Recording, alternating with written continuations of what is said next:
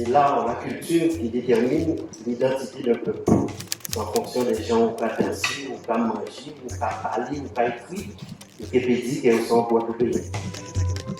Au cours de ce mois de mai, le département a pris l'initiative d'organiser tout un ensemble de manifestations culturelles, de conférences, de débats dans une démarche mémorielle. Et c'est pour inviter chaque Guadeloupéen à être acteur. Il était important pour nous, pour cette reprise de Forum Famille dans le cadre des cérémonies mémorielles et de ce mois de mai, de toutes les commémorations, mais de pouvoir offrir ce moment de réflexion, ce moment d'échange, de regard croisé avec Franck Garin, Harry Broussillon et aussi notre invité, le professeur Olivier Totélé. Les chaînes d'aujourd'hui s'originent souvent dans le passé. Mais la liberté, c'est quelque chose de relatif. Quand on a aboli l'esclavage en 1848, normalement les esclaves étaient libres, alors qu'en réalité, ils ne l'étaient pas. Les chaînes d'hier existent-elles aujourd'hui encore? Et doit-on s'en libérer enfin? Je pense que c'est un peu la problématique qui est posée là. S'en libérer pour aller vers notre développement. On a des chaînes morales, physiques, éthiques et la thématique d'aujourd'hui est très importante parce qu'on a un moment charnière où il y a beaucoup d'exclusion, de pauvreté, de marginalisation, mais on a aussi des moments de commémoration et on va essayer de lier passé et présent et voir de quelle manière le passé influence la manière dont on réagit aujourd'hui à ces problèmes d'inégalité. Autrement dit, je sais qu'on ne peut pas construire sur le ressentiment.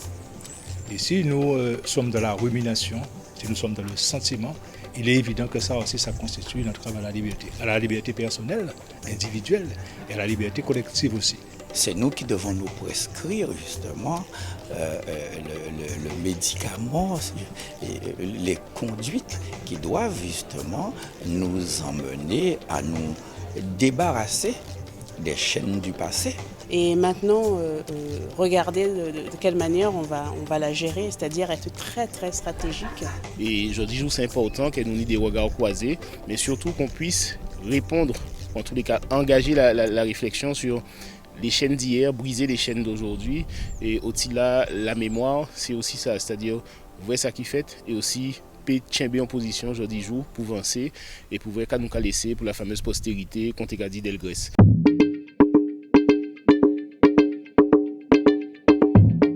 Moi, ce fut vraiment une journée d'échange, mais vraiment mémorable et riche.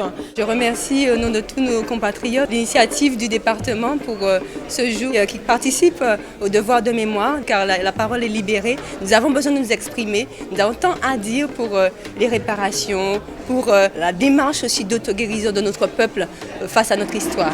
Il est vrai que nous avons un héritage, mais nous ne pouvons simplement nous contenter de cet héritage.